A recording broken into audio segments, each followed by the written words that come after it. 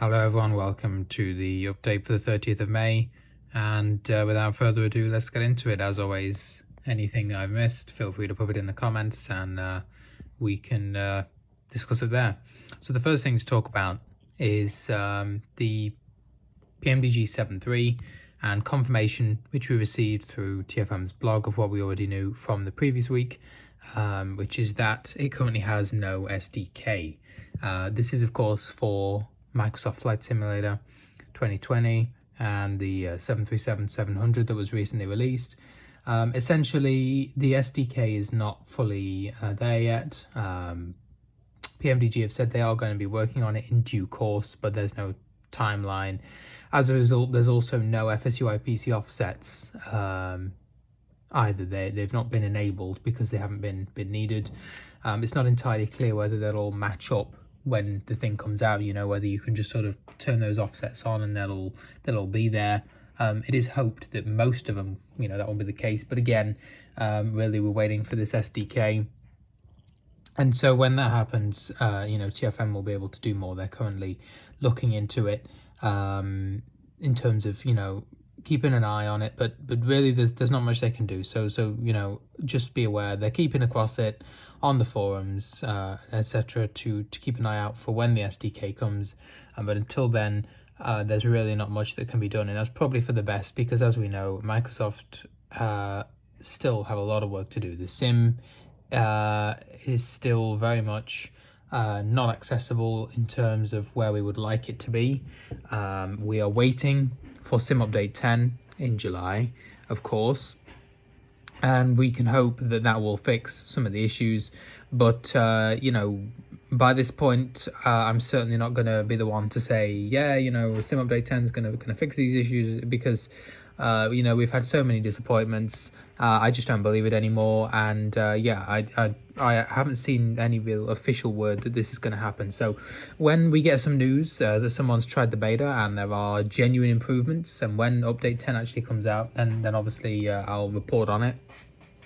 But until then, I remain very doubtful. But the 737, that's an ongoing project, and of course it's still being worked on in P3D, and that is very much the focus, as was demonstrated in the next blog post, which came out a couple of days ago, to discuss the IRU panel briefly in the PMDG 7.3. which is of course part of the part of the rework.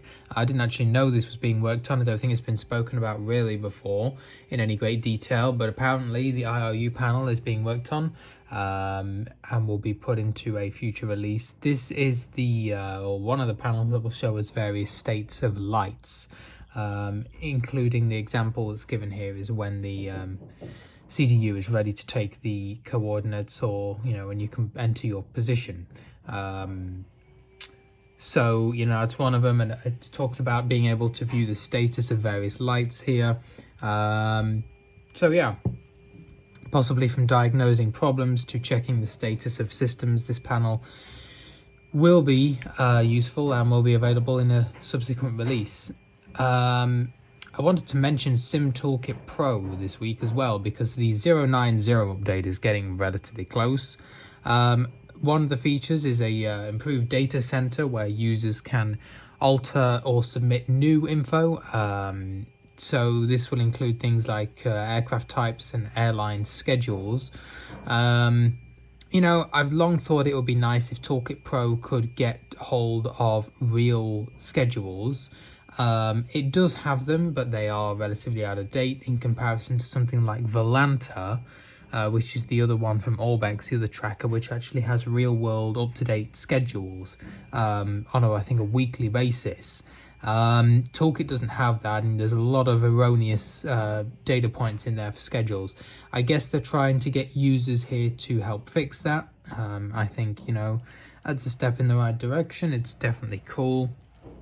I do wish they would get some real-world up-to-date data, but I guess that kind of stuff can be pretty costly, so perhaps a Toolkit Pro is not viable for them. I don't know. But the other really exciting thing is the application for phones that Toolkit Pro is going to be coming out with for Android and iOS, which will allow you basically to view your fleet, your schedule, and of course live tracking of your flight, wherever you are, as long as you happen to have internet. So yeah, this is pretty exciting. We'll have to wait and see how accessible the app is, but it will be nice to be able to, you know, live track your flight. It'll be, you know, cool if you're able to view your OFP and whatnot. I don't know, it doesn't say anything here about notifications, but I would imagine that's planned. It would definitely be nice if you could get notifications when things are going on. I know smart cars used to do this, smart cars premium. If you have that, you could get an iPhone app and it would send you a notification if your plane started, you know, doing sort of strange things, you know, nosediving, and you're not there, or it would pause at top of descent and things for you and send you a notification.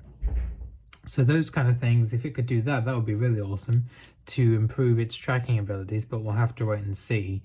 Nevertheless, yeah, an iPhone app, iOS app and Android app, that's going to be very interesting, and yeah, very, very cool there. Right, I think that's going to be it. There really wasn't a hell of a lot this week, but we'll have to see what comes in the next few weeks. And Toolkit Pro's release, I should say, is just said to be relatively imminent. I think there's going to be a build released to Patreon users within the next few days. So it looks like the release is going to be relatively soon, and then I think the app is going to be rolled out alongside of, if not a little bit after the release. So it shouldn't be too long. This is not a project that's going to be taking sort of forever. It's not got a clear timeline, so look out for that. Possibly next few weeks we'll have something to report. All right, thank you all for watching, and well, we'll see you in the next video. Have a good rest of your week.